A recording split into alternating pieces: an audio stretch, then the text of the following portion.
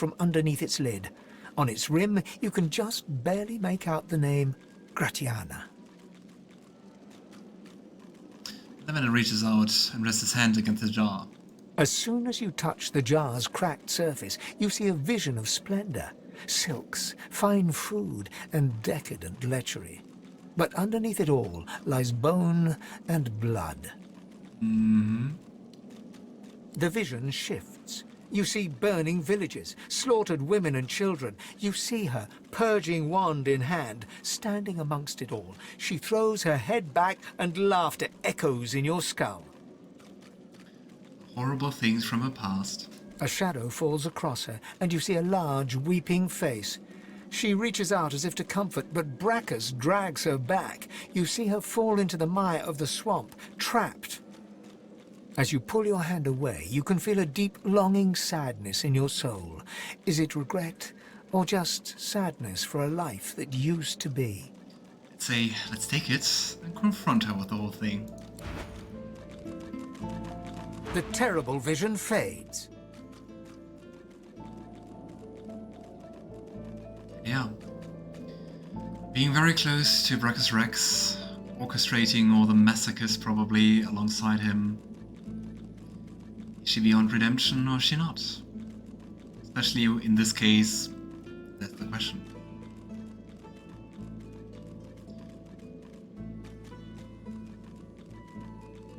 Also, I mean, despite the things we saw, she seemed to be quite different.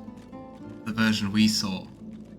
And I mean, we know that it has been centuries since Brachus Rex died, so I think time can really change people for the better, also to the worse, unfortunately.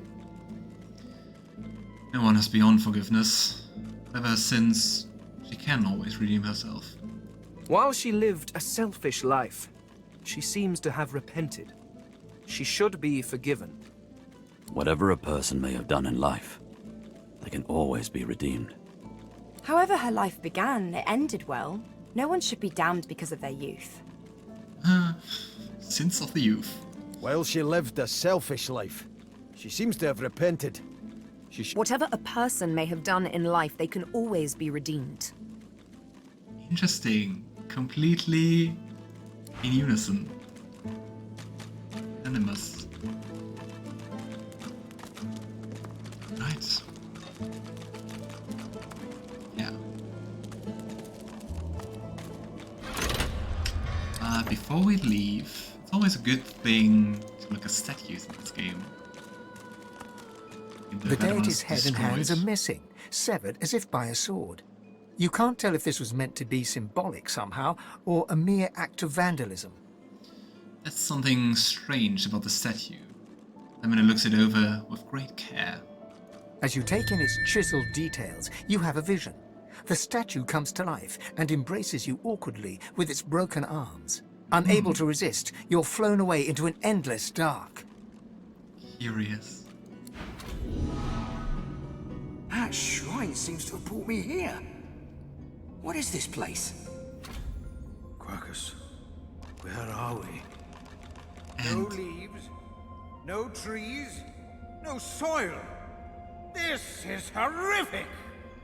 Even more interesting, why is everyone else gone except Zelora? The rest is here. Very ominous place. All turquoise and black. That's kind of futuristic, doesn't it? Because of this almost like metal-like dark stone. I mean, it's not just this place, lots of others too. Which, if you can guess it, is due to multiplayer being a thing. You can play with up to 4 people. They all appear in a separate area. They all visit someone very, very special. In our case, Tir-Cendelius. Look at those HPs. They seem to be fighting an enigmatic figure. Immunity to chicken form. That is very rare. Damage around 2000. Yeah. So, Tir-Cendelius. A wave-thin elf peers at you from over an imperious hooked nose. Deep darkness circles both his eyes. Disdain etches his face into a sneer. It reminds me of the ancient alien ruins in Mass Effect Andromeda. I didn't play that so far, but interesting because the settings are so very different. Yeah, it definitely has this alien and kinda futuristic vibe, right? Ah, you're here. Good. Am I just meeting my god? You know me, do you not? Yes, you know me from within. From a memory of a memory of a memory. For I am Tir-Cendelius, god of the elves, god of you. Tell me, what have you done in order to make it this far? How have you failed? Excuse me? I don't see the failure in stealing, unless I'm caught. Well, I did some things I'm not proud of, but I did them to survive. I don't feel shame about that. Can't you name your misdeeds? Are you afraid to look them head on? I mean, what exactly do you care? You are my champion after all. I saved you from the darkened seas where you would have been lost and forgotten forevermore. I need to know how badly I've chosen before we proceed. Curious, cause he saved us, so that means the others were also saved by some kind of entity, right?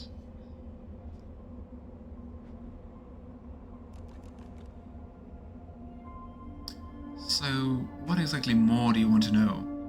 Why, everything, of course. You don't know the most of a person until you've seen the worst of them. Must be fun to become your friend. But wait, there's an easier way. Tir-Cendelius steps forward, seizes your arm with surprising strength, and bites a chunk of flesh from your forearm. Yikes.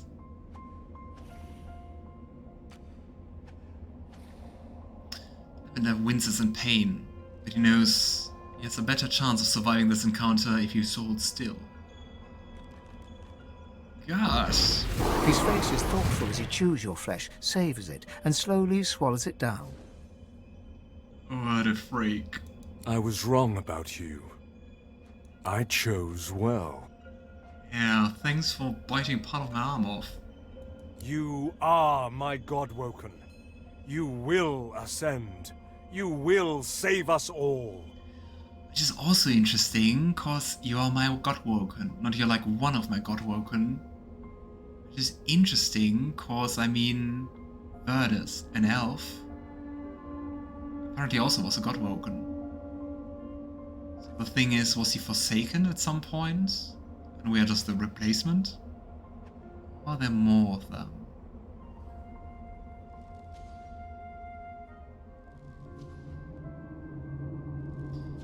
You know, you had no right to take flesh not freely given. I had to know the truth. I am sorry I hurt you. You are my child. I do not relish causing you pain. Sure. You have a purpose. A tremendous purpose as yet unfulfilled. Let me show you. Suddenly, a great energy enters the crown of your head and melts downwards, infusing every inch of you with a feeling of great power. Lavender rubs his hands together, feels the energy that swells between his palms. I bless the very water beneath your feet. Now you may wield that power for yourself. A first taste of things to come. For this is only the beginning. Remember all the times with the Void Woken with the blessed water? That was him. With these powers, you will have a choice. You can help our people, or you can dash them to ruin. As I sat back with the voice you hear with the blessed water, and I said that it depends on the character, that's due to your god here, or whose god-woken you are, depends on which character you play. So, yeah, when you play Ifan, you get Relic, so the human god. Yeah, with Lohse it's kind of a special case, but I won't tell it, at least not at this time. Those are just the ones I know.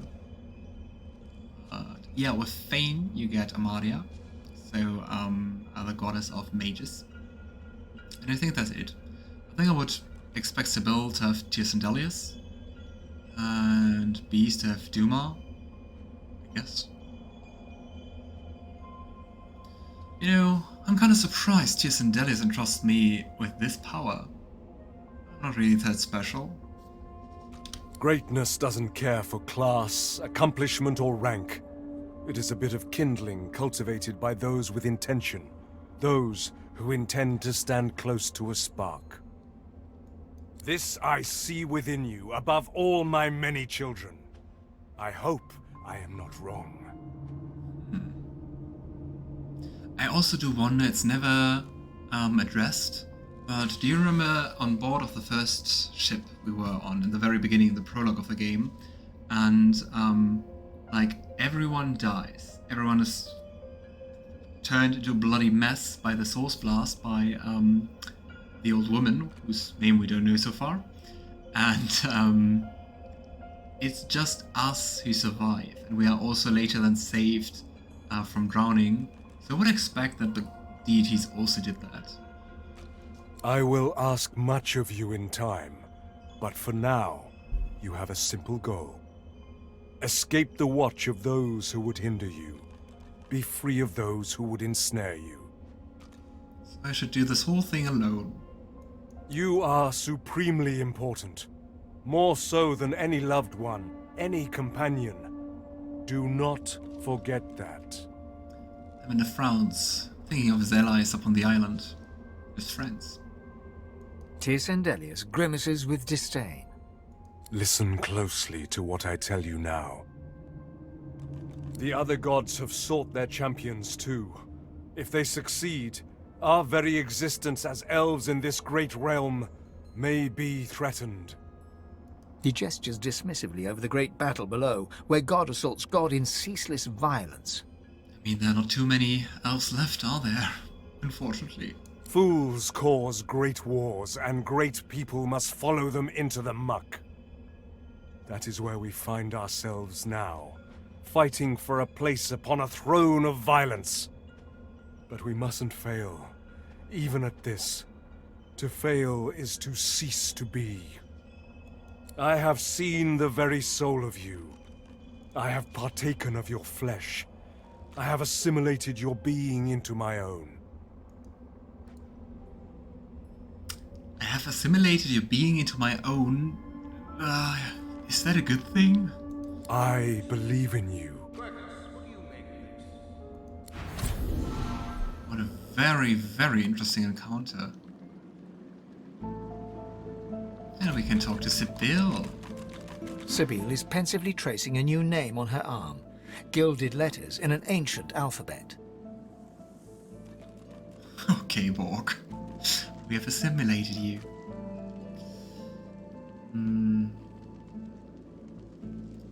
What exactly do the letters say, Sebille? Sebille. Huh? Which arm was it? It doesn't say so. My own name. A little gift from Tir-Cendelius. Leave it to a god to be overly dramatic.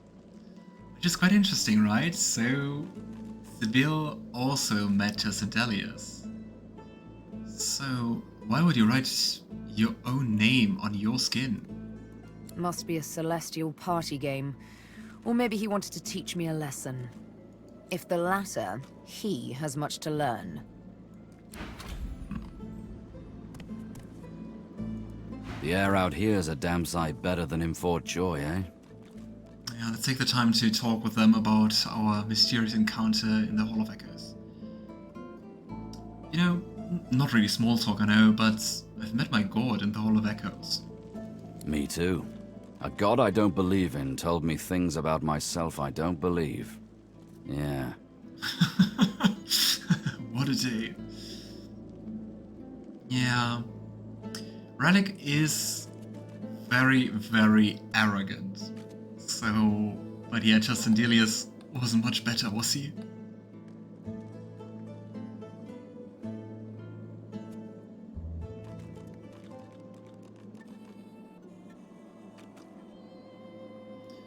You know, sometimes I wonder. I think maybe the gods need to believe in you and me way more than the other way around. Well, what can I say? I mean, we're chosen for something, right? Whatever we believe, we still need to live in the here and now.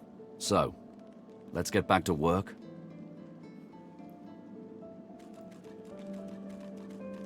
Well, that was a short talk about that. I don't want to whistle, because I don't know what the microphone does with that, and if it's like completely too loud. So, imagine me whistling. Ah, I really like your wolf. Me too. Best damn friend a man could have. He whistles, and the shaggy wolf appears by his side, panting in that way that makes wolves look like they're laughing. The wolf whines and claws at the ground. Where is he? I want to see him. We can pet him. That might be a bad idea, but whatever.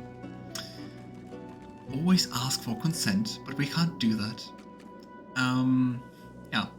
Lavender reaches out to pet the wolf. Wouldn't try that if I were you. He don't take kindly to strangers. Afrit's been howling at my side a long time now. Good old boy appears anytime I use Source. You should have seen him rampage on the day the Magisters collared me. Oh. If you'd seen that, you'd know to keep your fingers as far from his jaws as you could.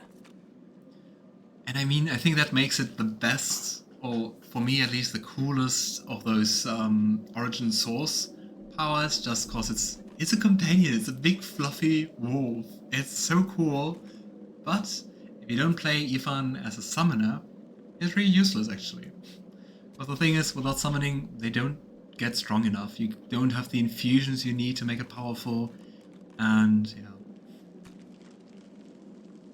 Ifan nods and surveys the horizon before striding on. I couldn't pet the wolf. The air out here's a damn sight. Ifan tips his finger. It was. The air out here's. Ifan nods and surveys the horizon before striding on. It was more affectionate a while ago, wasn't it? Interesting. For whatever reason, we actually lost a point of attitude. How? Why?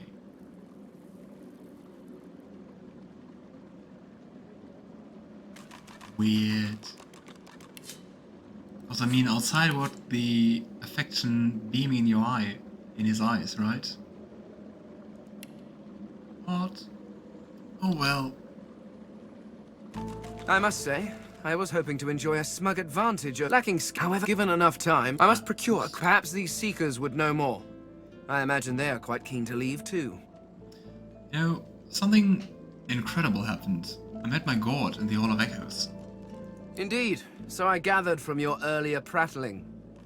I also met someone. Ah, so who did you meet, if not a god? Oh no, she was a god, by your standards. When I wore flesh, I knew her as the Lady Armadia. She was one of the 7 lords that served our king.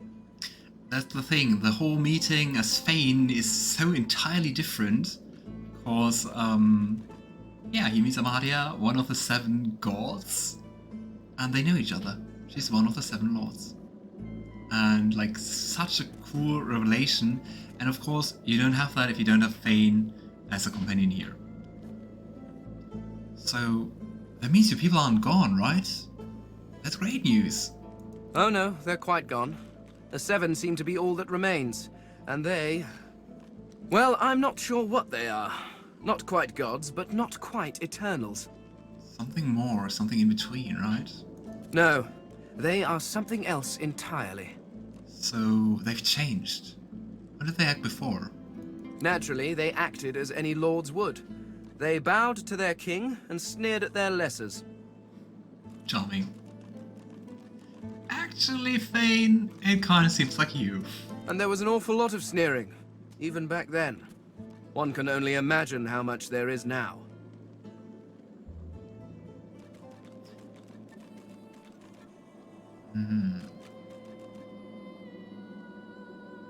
But you have to have more details, right? I mean, I've met my god. What about the others? Oh, what do you want from me? I'm not here to gossip and titter about my lords. You gossiped about your king. Come on. See you later, Luna. If you wish to know what they were like, you need only to look at yourselves. Each of the races were crafted not just in the image of their gods, but in their temperament too. Vrogir was large and strong as his orcs. Zantezza quick and witty as an imp. And Rallic prone to bouts of fighting and boasting, much like every human I've ever encountered. You were crafted as an act of ego, but one can hardly hold that against the creatures. In truth, the lords never troubled themselves with too much imagination. I mean, they must be quite powerful to have crafted people. No matter the times, some things never change. Yes, well, if you are quite finished wasting my time, I believe we have some business to get on with. Wow. Gotta say, the thought of divine power intrigues me. What would you do if you had such powers? What would I do? Oh, dear heart, it is not a question of would. It is a question of what will I do. It is only fitting after all. You worshipped the Eternals as gods. Why not follow one as divine? I mean, so far the gods don't seem really nice, or the Eternals. Okay, so what will you do then? The Lady Armadia has laid out the plight of the world and begged me to help fix it. I mean that the other thing, why do 7 godlike beings even need our help? It is a grave responsibility, but one that I gladly accept.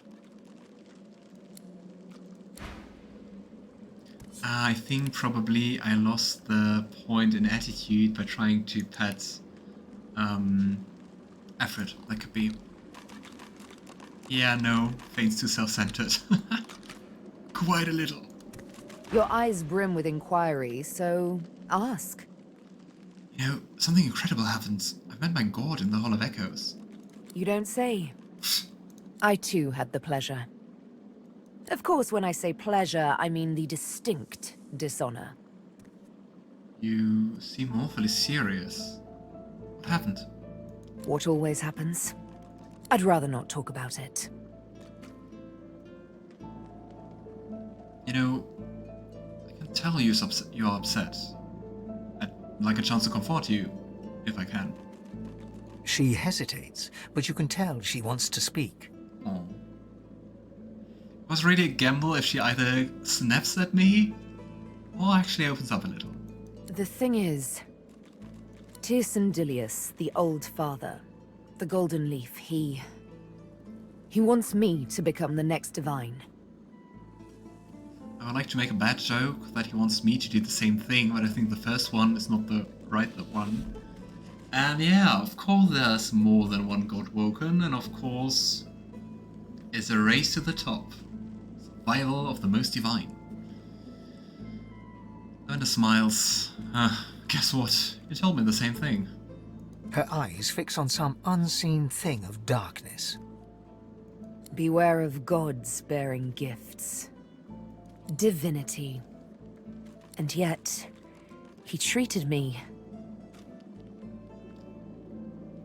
Like a slave? exactly. There to do his bidding. I mean, same for us, right?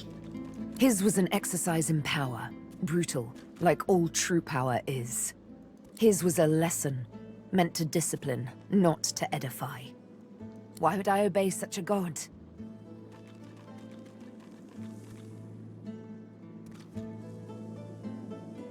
I would really like to say something different, to be like, yeah, let's do our own path. can just say like, just remember his actions, not his actions, but his call to action. Which sounds like a very bad excuse. I can say obedience is part of life, or I can say that means she should disobey because I want to be the next divine. Which sounds very... Nothing of that is comforting.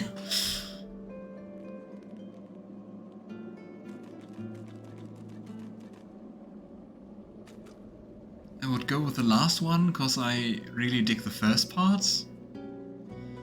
You know, by all means you should disobey. I mean, I'll be the next divine, not you. Like I said, beware of gods bearing gifts. Very right. Divinity. One word and it makes you drunk already.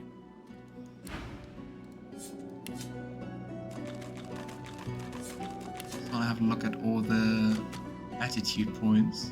Oh wow, Fane has just 17. I don't know why. I mean, Sebille has 47, 49 for Ifan. Lohse is at 43. And Beast is 45. I'd say we should stop to talk, but I'm swamped. That never gets old. Interesting. I can't say anything about that. Let's see if it's Sure thing, here. Chief. Ah. What's up? You know, I spoke to one of the gods in the Hall of Echoes. One of the gods? Really? Well, look at you go. So she didn't? What did they say? You know, I met Tir-Cendelius, and he told me you were a liability. One of the gods said that. Lohse huffs on her fingernails and buffs them on her tunic, smirking. Nice. Ah, that reaction. Neat. You know, I do hope you know that I wouldn't abandon you over some apparition. Her face cracks into a mischievous smile. She capers around you, bouncing from one foot to the next, chanting. You like me, you really, really like me. She stops suddenly, goes rigid, then relaxes, smiles broadly, and leans over to whisper in your ear. Psst. I like you too. Yeah. She's amazing. I like this scene so much that I actually did short on that.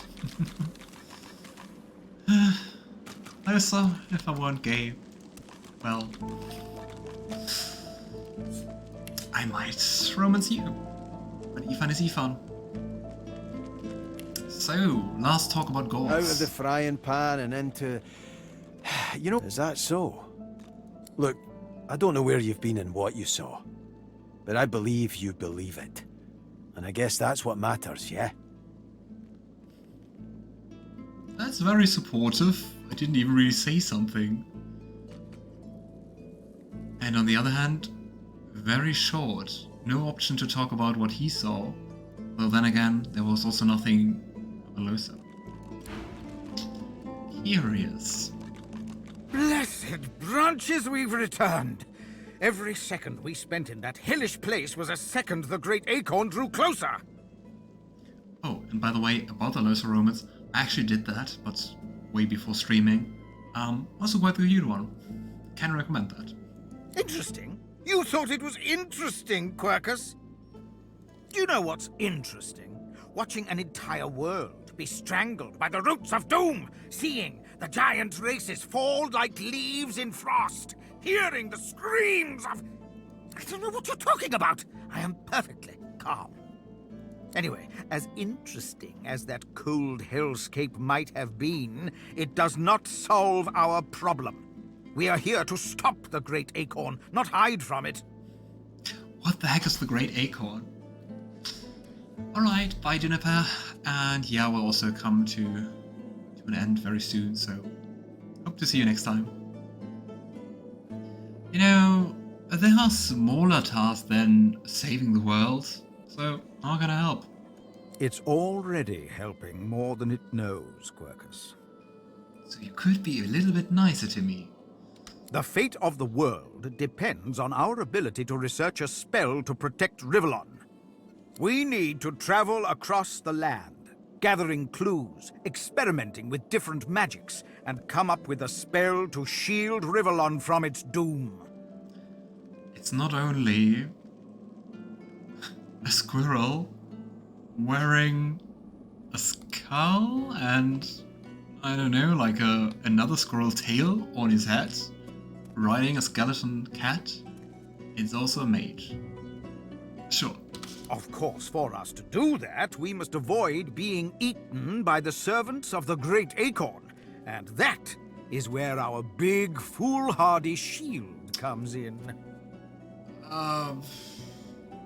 Well, excellent. So, I've got enough to worry about. You can surely take care of the Grand Nut. Grand Nut! It's the Great Acorn! Quackus! Quackus! Savage the wretched giant for its blasphemy! No! I am not going to share our magic with it. I don't care how much you like it, Quercus. Very well, I cannot give it magic, but I can teach it how to forge one spell, if it will keep you happy. One! The squirrel reaches out, touching your foot with a delicate paw, and you feel your mind open. You can see the forces of magic and see how to combine them in a new way. There, maybe now your pet will have a fighting chance. Yes, you're welcome, but can we please get on and save the world now? Retic Wisp skill.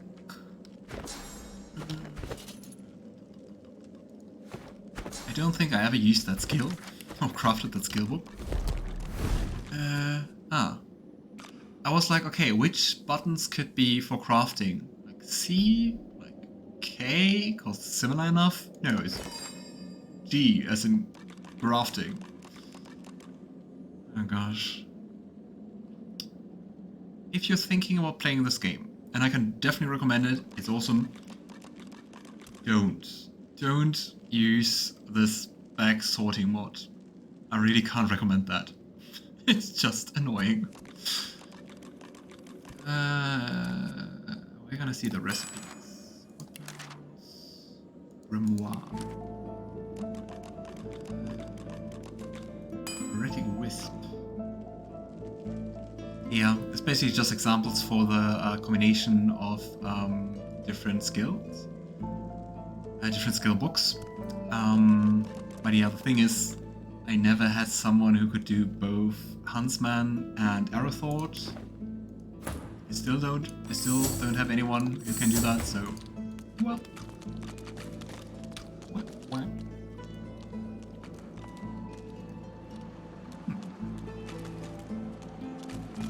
Oh, I mean, we were told about like an invisible staircase, weren't we? Even before, by the memories of one of the hats on a stick. I think it was about here, this place here.